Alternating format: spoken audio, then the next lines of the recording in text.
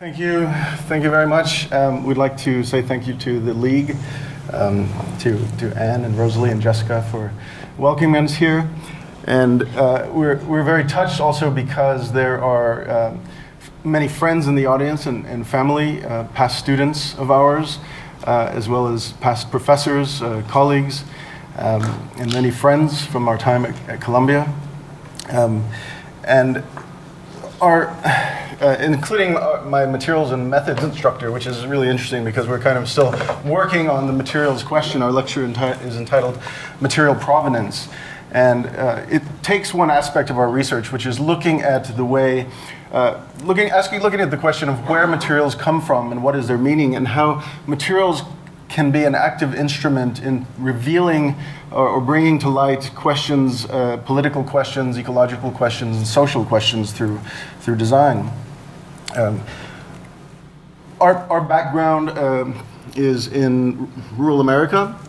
Virginia grew up in the South. She spent some of her summers topping, cropping, and barning tobacco in North Carolina. And myself, I grew up in a ranch in southern Colorado, and much of my summers are spent picking up straw bales.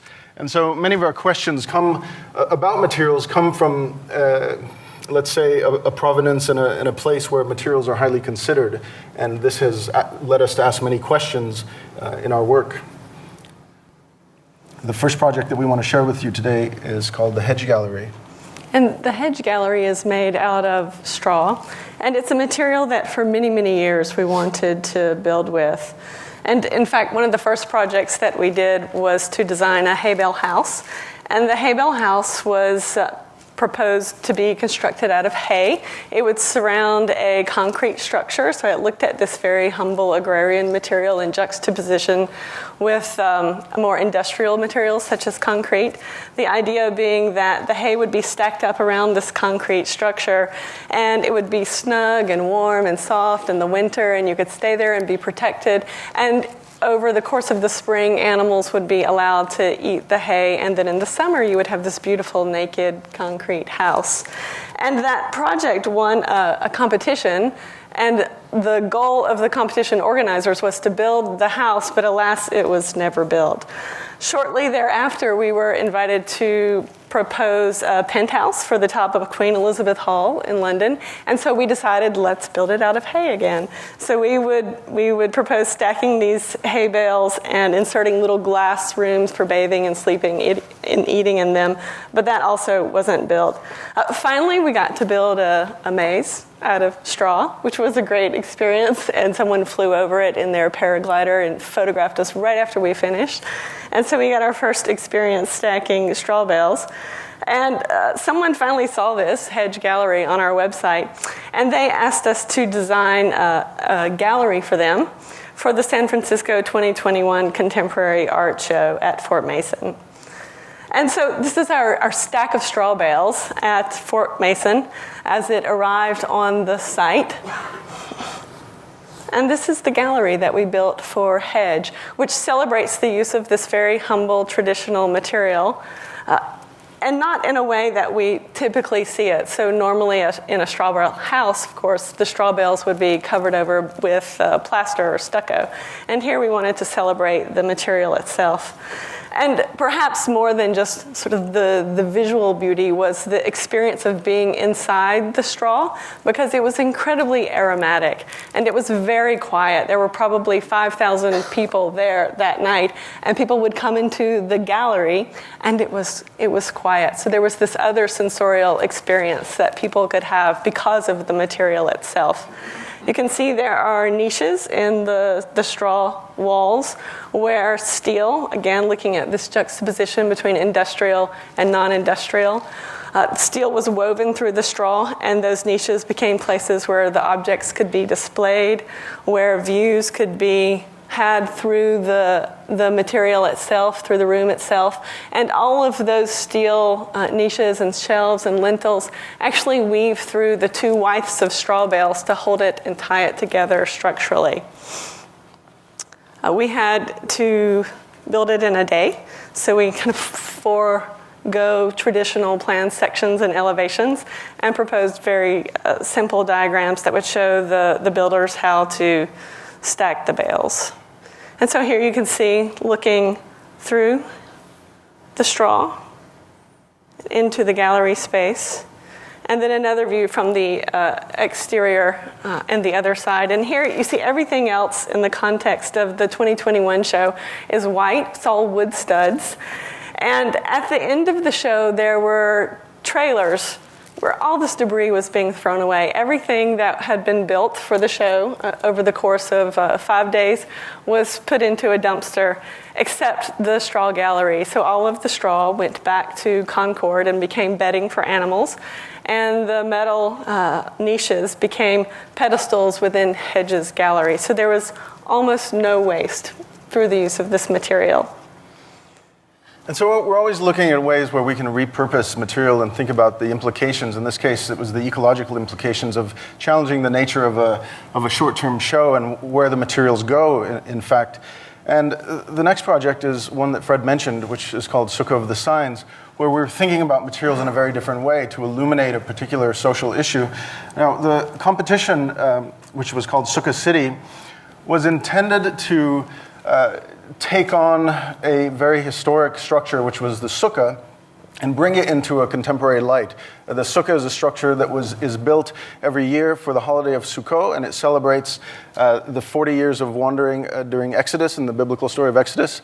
And we thought, is there a way to think about homelessness in a contemporary way and use this structure as a vehicle to demonstrate that? Now, the rules of constructing a sukkah are quite complex. There is actually a building code for that. So, such as the roof cannot be made of utensils or anything conventionally functional. At night, one must be able to see the stars from within the sukkah. A sukkah can be built on a boat. A sukkah may be built on a wagon. I think some of the other rules are a sukkah can use a whalebone as part of the structure.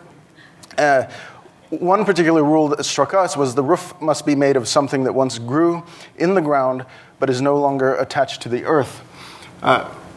Several years prior to this, we had begun collecting homeless signs. We had begun purchasing homeless signs from indigent around the country because we were interested in the beauty of the signs themselves.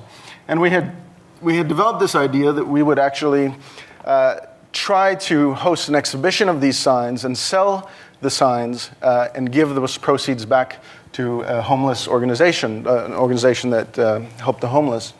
And so in our competition proposal, we had proposed that we would continue that challenge. One, we would build a sukkah that was in fact made of homeless signs themselves, taking the competition proceeds and giving it back to that community.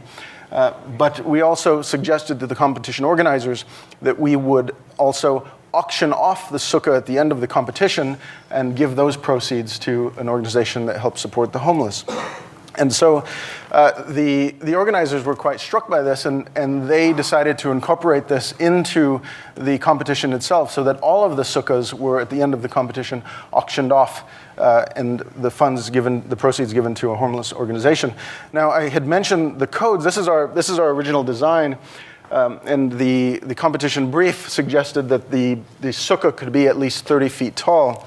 And so we were following the rabbinical laws, these codes that were handed down by God. But there was a code that the competition organizers overlooked, which was the New York City Building Code, which had much more power than that, and which said that we couldn't build a structure higher than 10 feet. And we didn't know what to do, and it had to be built. And we did many schemes that we didn't like. Ultimately, we said, well, let's just turn it on its side. And we put the structure on its side. And we liked it because it looked a little bit like Noah's Ark or like the Sandwalkers from Star Wars. Part of the inspiration of the project was also a project that we had visited in Yemen in a Somalian refugee camp. This was actually a trip that was courtesy of the League. I was an early winner of the Deborah Norden competition a decade or so ago, and we had visited the Somalian refugee camp in Yemen, and the inhabitants of this village took us to see their most important structure, which was their mosque. that was entirely constructed of corrugated board. And so it was actually one of the most beautiful structures we've ever seen, and the photos don't really do it justice, but the quality of light that was coming through the holes of the cartons made for a really phenomenal space. And this inspiration actually raised some eyebrows for the competition, because it was also at a time when a Muslim community center was being proposed near the 9/11 site. And so the idea of a sukkah that was inspired by a Muslim mosque was something that for some was a bit questionable. But when we won the competition, one of the very difficult things for us was that we had to then suddenly buy hundreds of signs from people across the country. And we asked many of our friends and past students to help us in this endeavor. And we made this exchange and made many friends and collected many stories, and really discovered, I think, and made relations with people that maybe we otherwise would not have, and understood the kind of broad spectrum of people who are on the street and who are homeless. You know, many of our projects, and we'll show just a couple of these, teeter a little bit on being highly inappropriate. Are we aestheticizing the poor? What are we doing? And one of the things that really confronted us is that somehow we realized that we had made this artificial economy in the homeless population in San Francisco. And so we would go visit, and people would say, "Hey, I made a new sign for you." And we were concerned about what this was. But the signs were really interesting. This particular guy, "Eat tobacco and more." We didn't even know what it meant. But the next time we came around, he said, "Hey, I got a new sign, eat and more tobacco." The structure is built in Gowanus in Brooklyn. It was put on the back of a truck, and in the middle of the night came across the Brooklyn Bridge and dropped into Union Square. As many of you may know, Union Square is a place where there are many homeless. There's a homeless population. And art met reality, or reality met art in a very strange way in Union Square, as this young gentleman, 300,000 people came to see this project, and this young man came out into the crowd and proclaimed, these aren't real people, this isn't homelessness, I'm real, this guy, what are these guys doing? And he started to denounce the project a little bit, and so I simply approached him and I explained to him the aims of the project, which were about the proceeds to a homeless organization. And he turned to the crowd after that, and he said, "Support the Sukkah of the signs," and he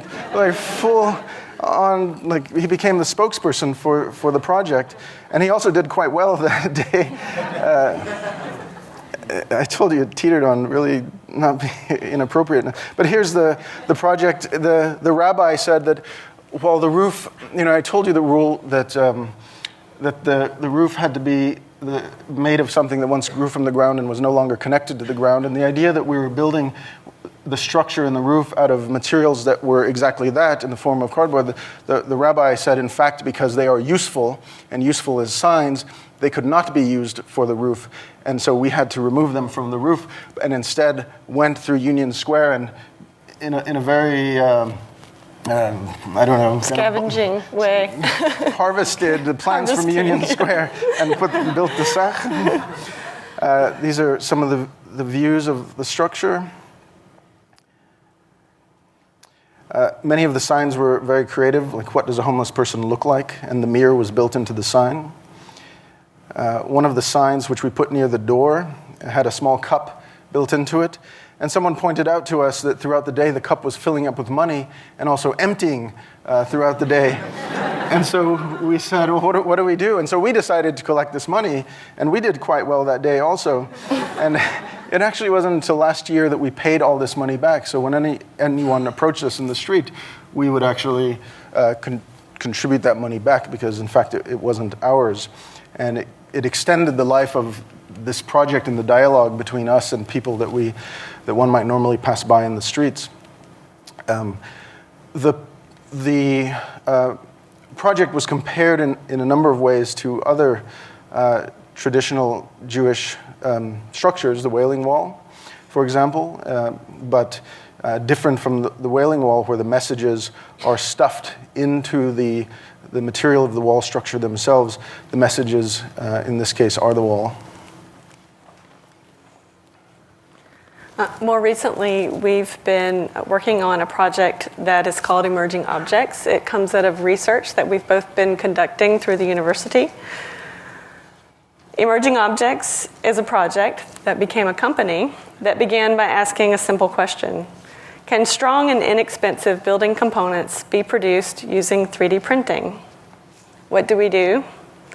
Well, we've created inexpensive structural materials for powder 3D printing, specifically for architecture. And we're developing methods to produce large-scale architectural assemblies using 3D printed building blocks.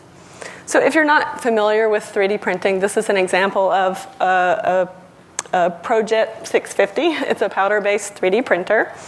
And 3D printing works through having a supply bed and a build bed. The supply bed essentially rolls or spreads a thin layer of powder onto the build bed, and an inkjet sprays a binder in the cross-section of a model onto that powder and drops down. The supply bed comes up, powder is spread, binder is sprayed successively until a three-dimensional object is made from the three-dimensional CAD model. And this is an example of something that you might find using 3D systems, or something that you might make using 3D systems proprietary material, which is a plaster-based material. And you can see it's a pretty nice object. It's highly detailed. You can make moving and operable parts, but it's not very strong, and it's essentially materialless, and it's also very, very expensive. So it's used primarily for prototyping. This is just an example here, again, of someone working in the computer, making a three-dimensional watertight or airtight model, how the binder is being sprayed onto the powder, and then you simply excavate the pieces. So this is the 3D printing process. Now at Emerging Objects, we're expanding on this process, or this manufacturing process, and we create materials that are sustainable. The U.S. Department of Energy estimates that 3D printing uses 50 to 90% less energy than traditional manufacturing methods. We're using materials that are in the waste stream, for example. We want to create materials that are durable because they are for architecture and not for prototypes. Our goal is to make in-use materials and products and components affordable and printable at architectural scales. So we'd like to share with you some of the materials that we've been researching and developing for 3D printing and the outcomes of that research as we begin to realize new products and new building assemblies for architecture. So I'd like to tell you about several of the materials that we have been developing. And we began by exploring ceramic. We had been doing research and building with traditional materials like adobe and rammed earth, and wondered if an obvious next step in that investigation was thinking about how digital technologies could transform the material, particular material that has 30,000 years of history. And so we begin by just asking the question, can we transfer digital models such as this directly to 3D printed objects? And these were some of our first experiments. This material right here is raw clay. If you poured a little bit of water on it, it would turn to mud. We started working with the ceramics department at the University of California, Berkeley, testing ways that we could fire this material, testing its limitations of strength and tolerances, seeing how far we could push the material, and also begin to think about how we could develop or use this material to insert itself into traditional ceramic building assemblies, such as a brick. How do we challenge a brick, perhaps a brick that could hold plants or water, and testing different kinds of forms and spaces. And what we discovered in this particular research was that it was a bit too slow for us. By the time we designed something, printed it, extracted it, fired it, glazed it, fired it again, we found that we were taking 2 weeks to make a simple object, and wondered if instead of using heat as a catalyzing agent to make the material very durable, if we could insert a chemical catalyst, and we began to experiment with ways of introducing sand with cement. So sand was the second material we started exploring. And of course, sand is incredibly ubiquitous. You can find it in almost any part of the world or any country, and it's mined heavily, especially in the United States. So it was a very inexpensive material for us to work with. It's very accessible. And we started investigating this material when we were invited to participate in the Biennial of the Americas in an exhibit called The Nature of Things, where artists and architects were asked to interpret the world around them and its construction. We proposed an installation called Earth Scrapers, and Earth Scrapers imagines the potential of employing computer-aided design and computer-aided manufacturing processes in the construction of a proto-architectural landscape, one where the building material source and the building material itself are the same. And when working on this exhibition, we really challenged ourselves to design forms that could not be made any other way, only through the process of 3D printing. We inserted other materials into the matrix, such as fibers, which is why this is a little bit furry, but that gives it additional tensile strength. And we also started to add small amounts of cement in order to increase the structural capacity of the objects that we were 3D printing. We were looking at these objects as being one-to-one and sculptural, but also as being representational of larger structures. And there came a point where we realized everything on the table was the same size, because the build bed of the 3D printer is 8 inches by 8 inches by 10 inches. And so we decided to start aggregating and stacking multiple prints, both horizontally and vertically. So here you can see this 3D printed, the sand tower is 5 3D prints that interlock together. And then we finally had a breakthrough moment when we 3D printed this basically concrete masonry unit wall. And we realized that this didn't have to be representational anymore.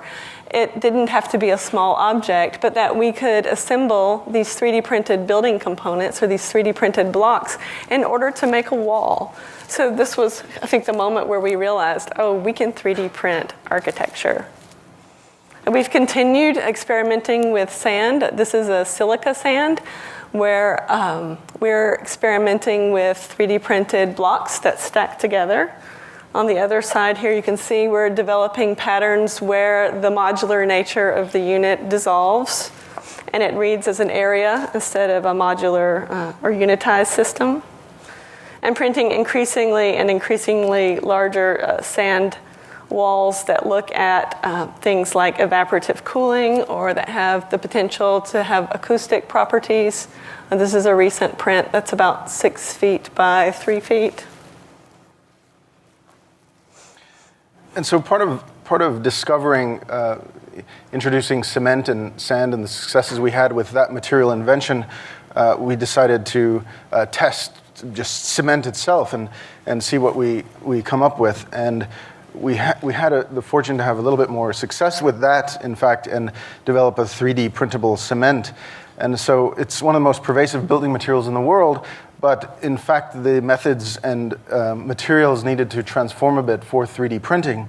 And we invented something called fiber-reinforced cement polymer for 3D printing. One, it expands cement's capabilities because no formwork is required, and as many of us know in this room, formwork can cost up to 60% the cost of construction in concrete construction. It allows for a file to fabrication process, so drawings aren't necessary. We can produce the unit straight from the 3D printer, and no retooling has to take place. And it's a technology that through the university we have patented and licensed through emerging objects so that we can give it a commercial application. And it also has structural capabilities. Typical concrete comes in around 3,000 psi, and our emerging objects fiber-reinforced cement polymer in recent tests show that we can have the strength up to 4,700 psi. And it has various qualities. One, it's translucent, which is really interesting because the polymer can cross through the material itself and create a translucency. The material can be finished and sandblasted and take on many qualities, glossy matte finishes. And we're also experimenting with various kinds of assemblies, both in-house and asking architects to come up with assemblies as well to create mass customized building blocks so that we can make complex forms and assemblies using these units, and we're using parametric software to facilitate this production. So these kind of blocks can transform into complex objects such as this. Rubber is another material that we've recently begun 3D printing with. In the United States alone, 290 million tires are scrapped every year. About 80% of those, I think, are recycled, but that still leaves 60 million tires that we're sending to landfill.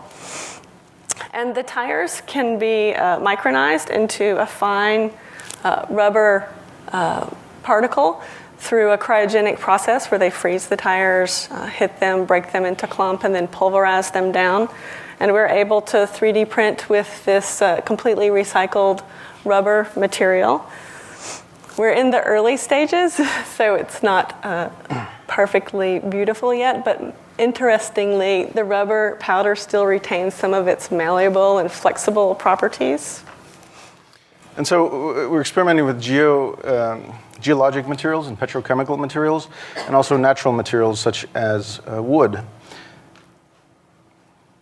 A study recently conducted by the U.S. Products Laboratory found that out of a total of 60 million tons of wood products consumed in the U.S. every year, it produces about 7.1 million tons of wood waste.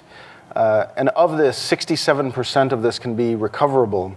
That's 6.3 million tons, and we wanted to know if we could recover a bit of this ourselves to transform what is essentially a subtractive manufacturing process into an additive manufacturing process with this waste. And so we've developed a 3D printable wood. It utilizes recycled wood from the construction and demolition industry. We can produce complex forms without producing waste. It has some interesting structural strength characteristics. So a 2x4, for example, is 536 pounds per square inch.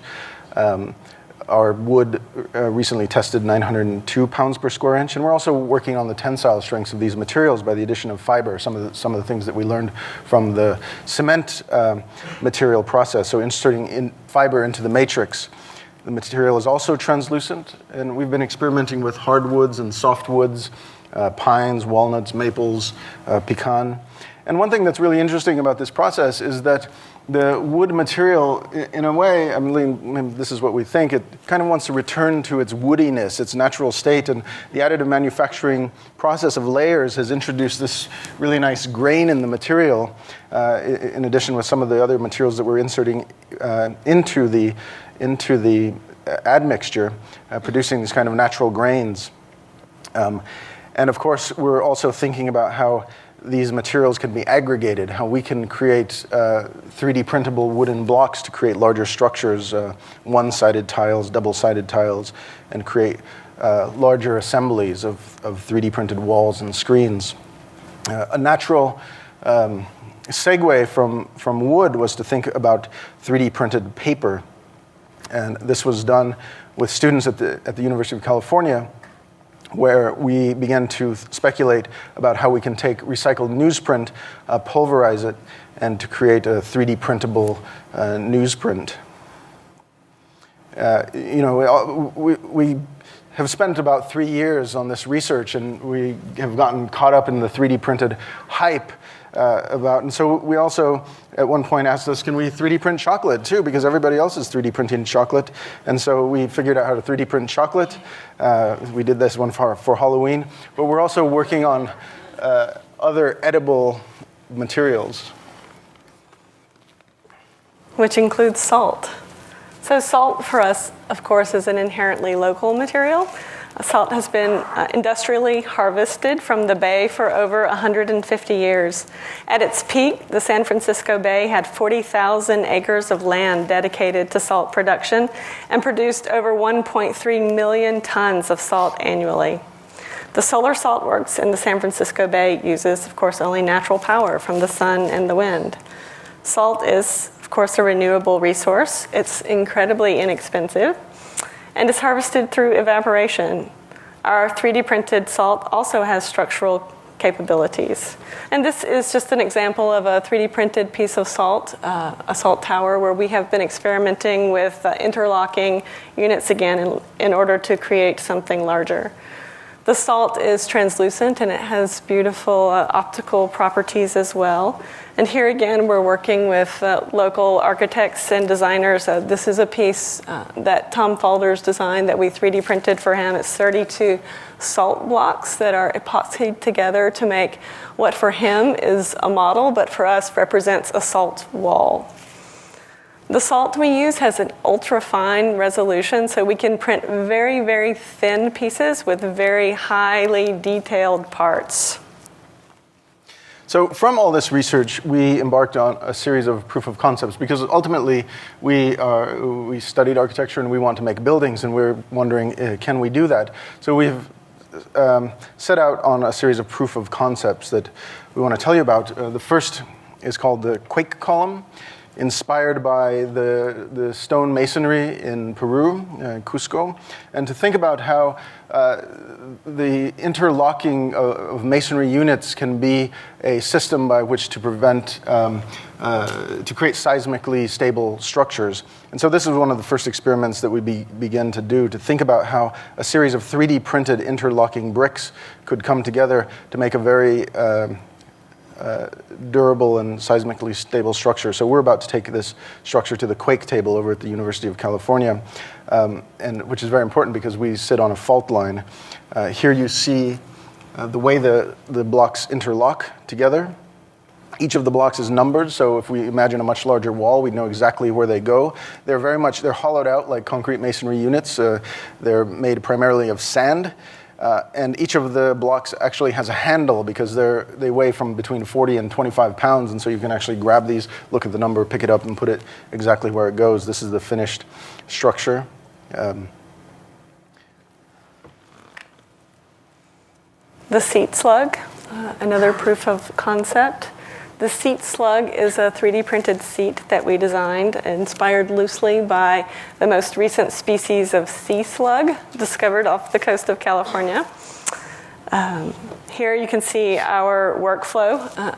If you look on the upper left, you can see the base surface of the seat, which has been dimensioned for sitting. Again, the form comes from the sea slug. And then that base surface is then offset with points. And the points represent the modules or the units that would then be panelized or replicated over that surface.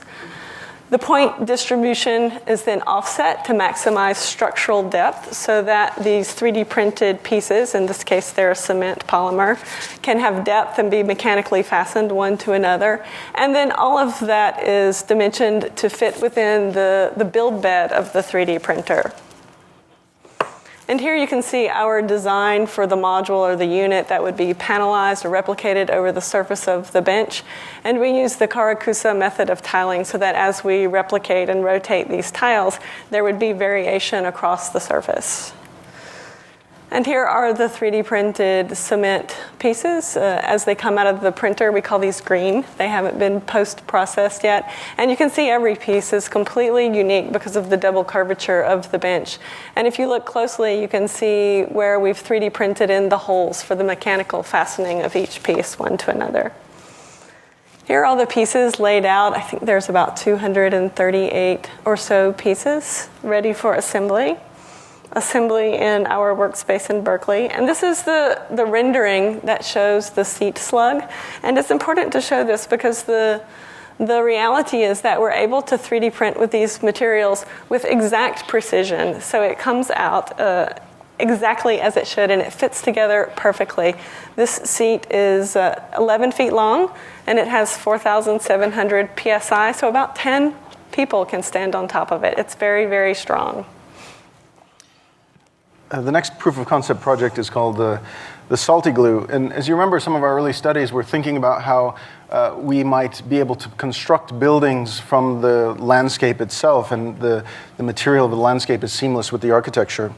And we took on the challenge after knowing that the company that harvests salt in the South Bay of San Francisco Bay, Cargill, has become a building developer.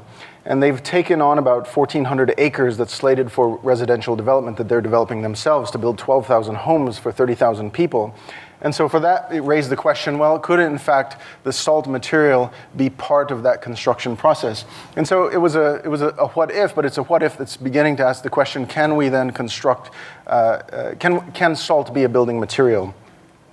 We were inspired formally and traditionally by structures that are built from the landscape itself.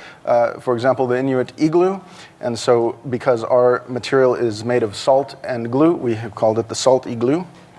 The tiles are based on the crystallization pattern of salt at a microscopic level.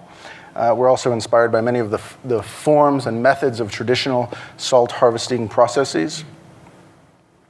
The rendering, imagining this in the salt flats, and the construction of the salt igloo in our studio, and you can see it next to its sister, the seat slug.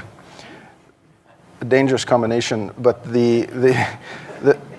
it's made of 336 salt panels, held together with lightweight aluminum rods, and the salt tiles are held in compression. But it's really an experiment of how fast can we build, how thick do we need to make the panels, how strong can they be, how lightweight can they be. So it was simply a pragmatic test to see, can we actually build a structure?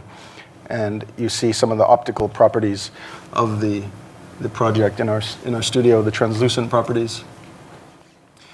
So again, because we are interested in how we project this project to architecture, in a recent commission by a Chinese developer in a housing development north of Beijing, we began to propose how we can take components of a house and begin to 3D print them to think about how this might insert itself into the design of a house. And this is our proposal for that development north of Beijing, where the private areas of the house, the bedrooms, the bathrooms, the dining rooms, are 3D printed, and we're in the schematic design phase of this. And also how the exterior cladding might be 3D printed as well, using some of our block techniques of aggregation and assembly. And so we hope that in the not so distant future, you might begin to see 3D printing being smuggled in to the creation of architecture. The Soul Grotto. The Soul Grotto is a project that uses material which was kindly supplied to us by Solyndra.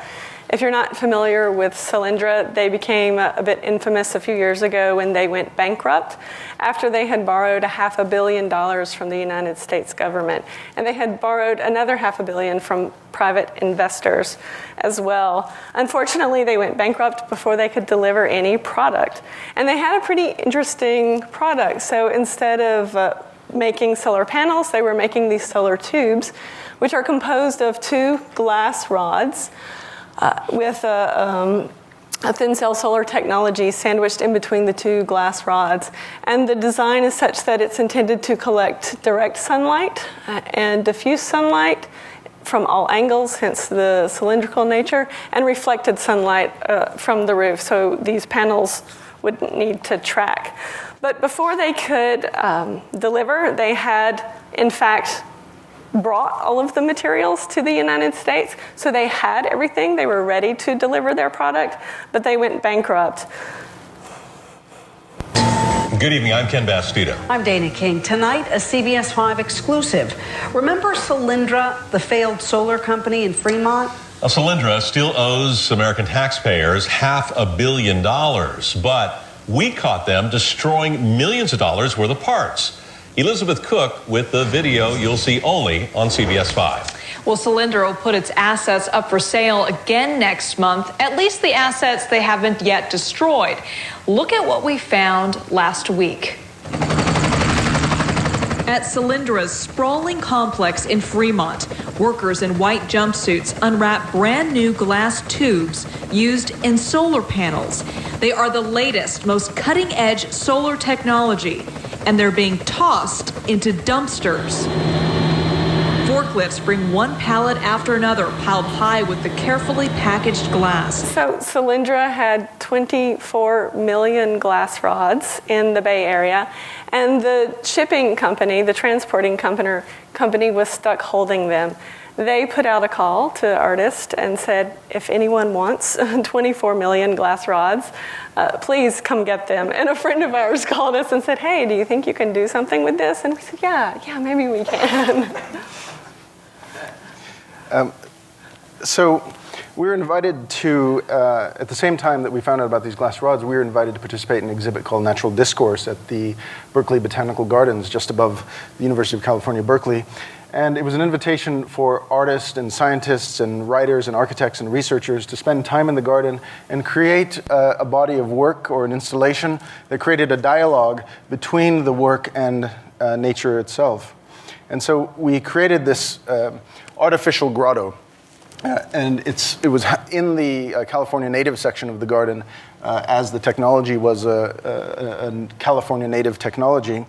And basically, it's a synthetic grotto that attempts to make a dialogue between nature through the material of the Solyndra rods. Now, this is in Strawberry Creek Canyon. There's a creek that flows right behind this structure. It's kind of a synthetic structure sitting in the garden. And using 1,468 of those glass rods, we took on the challenge of seeing how their luminescent properties based on the refraction of natural light could be demonstrated inside this grotto. And the form of the glass tubes themselves take on a kind of form of a synthetic cave or the waterfalls behind it, because when you come into this space, you're struck by not only the light quality, but the sound of the waterfall right behind it, but also the cool air because of the Venturi effect that's pumped through these glass rods. So when you put up your eye to the glass rod, you actually feel cool air from the mist behind the waterfall come into the space. And so it's a welcome respite from the kind of harsh environment outside. This is one of the views from the inside, looking out to the garden beyond. So there were these 1,400 new beautiful views of the garden where visitors could come and see it in a new way. Something that happened which we didn't expect was right after we installed the Soul Grotto, thousands of ladybugs came to live in it. Over the course of the 6 months that the Soul Grotto was up in the Berkeley Botanical Gardens, many of the rods became a home for spiders and insects. And we really grew to appreciate the way the garden started to take over the glass rods, weaving in and out in between the glass, and the way light reflected and refracted. And we loved the way people interacted with it. You can see in this view of the backside of the project, the Strawberry Creek Waterfall, just behind it. You can see not only how algae began to grow in the glass that was adjacent to the waterfall, so that started to glow this kind of neon green because of the algae in this part of the project. This is the view. And so this idea of this unexpected relationship with nature, the quality of light, this is the project during the day, the project during the night, and the color shift, the sensorial quality of the space. Nestled in the garden was pretty exciting for us. I mean, it took on all the senses. There was the sense of smell, the sense of sound from the waterfall, the quality of light and view in a very serene, tucked away grotto in the garden. And then Fox News found out about this project.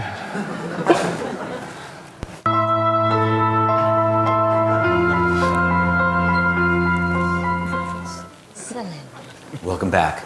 So finally, someone found a use for Solyndra, taking 1,400 glass tubes recovered from that boondoggle and fashioning it into an art exhibit at the Berkeley Botanical Gardens. Lovely. As you know, Solyndra went bankrupt, laying off all its workers with $500 million in taxpayer dough dissipating in a cloud of dust. So now our loss is someone's hip, pretentious art, which makes sense. Most modern art and alternative energies are a lot alike in that it's up to the believer to find value in it, because for the rest of us, there is none. Both function as a platform for phony intellectualism, and the only energy generated comes from goofy bureaucrats drunk on our cash, driven by a need for acceptance by the cool green crowd. Meanwhile, when it comes to real stuff that works, like nuclear power and fracking, greenies would rather create panic than actual energy. Well, you know what? We paid for that art, so we should all get a piece. We could take a sledgehammer to it and call it performance art and charge admittance. I'm kidding, of course, that would be wrong. But since the exhibit is kind of boring, I decided to sketch an alternative. I added a unicorn for obvious reasons.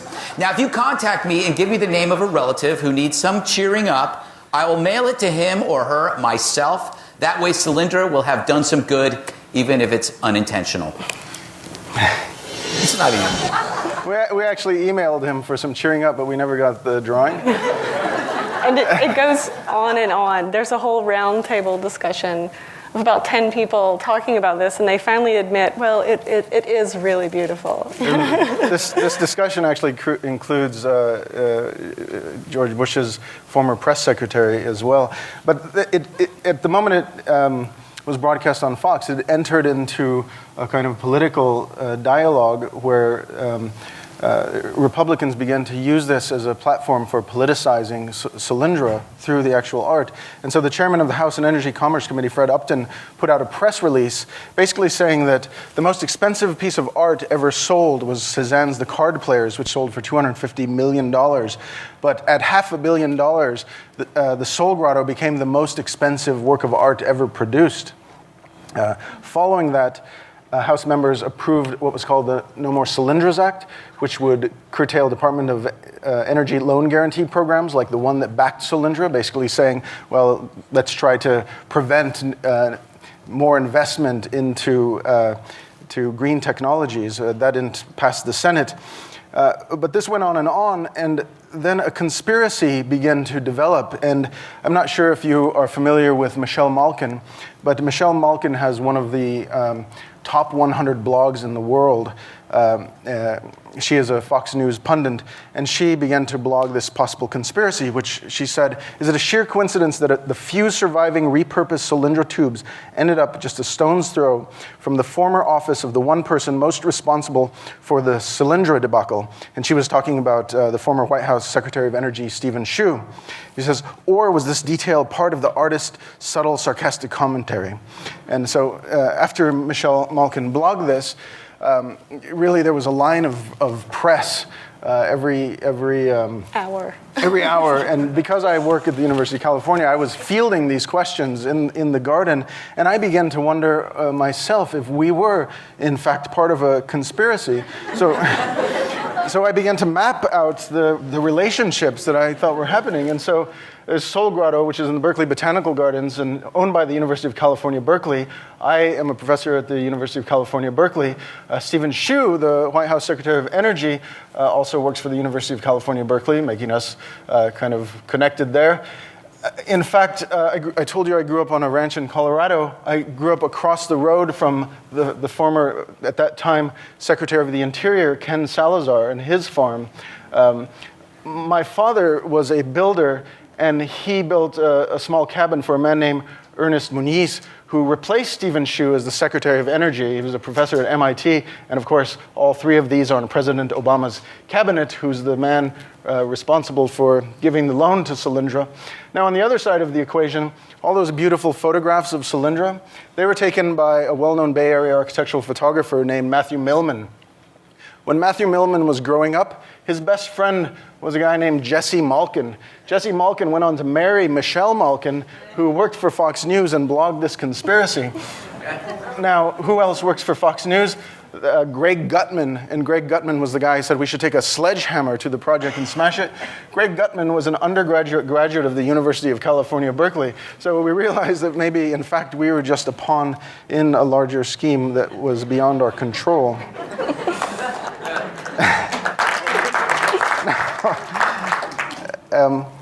After all the news media picked up on the Soul Grotto, this heated discourse continued.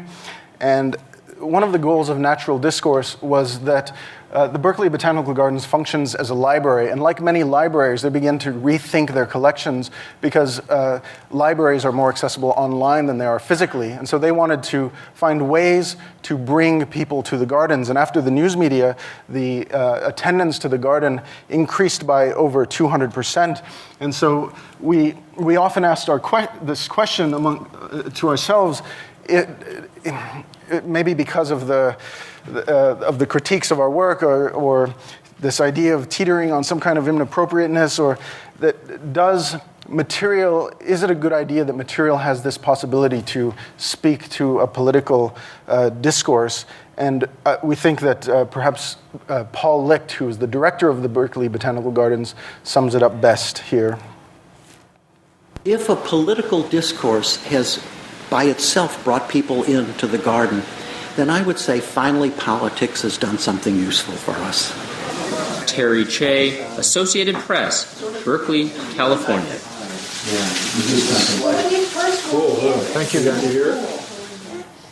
Thank you.